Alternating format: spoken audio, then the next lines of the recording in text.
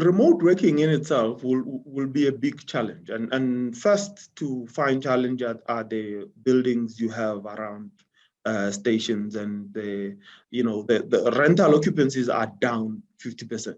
And that's minimum. So that in itself, we have to think differently about transit-oriented development, multi-purpose buildings.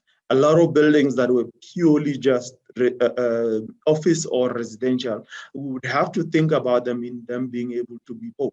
A lot of places would have to think about what does transit-oriented development mean. It shouldn't just be a throwaway term. It has to be something that we actually enable.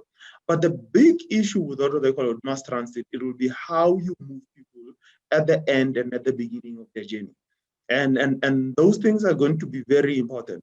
If you look at the grading of your last mile services, it has to cover all the way from a bus, which is like big mass transit, all the way to micro mobility, and it has to be shared. So you can't, so individualized ownership of vehicles, and how the logic between ownership and access has to change. And in particular in South Africa, that hasn't hit us yet. We're still an ownership-based country. So you want to own your own car.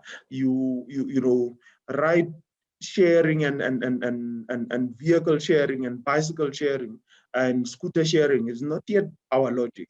And therefore, that's a big issue of how do we move off to the direction of the last mile services themselves. If you feel buses, what do they call it, it's too big and you want to move. And therefore, we as Gautrain have actually put plans in place to be able to enable our last mile services all the way to micro mobility. We were about to go into a pilot at Hatfield for a bike sharing scheme to be able to enable the tourism in the Pretoria area. People could go to the union buildings, to the different monuments around Pretoria through a bike, and that bike can actually be dropped off somewhere else and doesn't need to be returned. So like you have them in what do they call it in other European countries and the Far East. But then COVID hit, and so we had to shelve that process.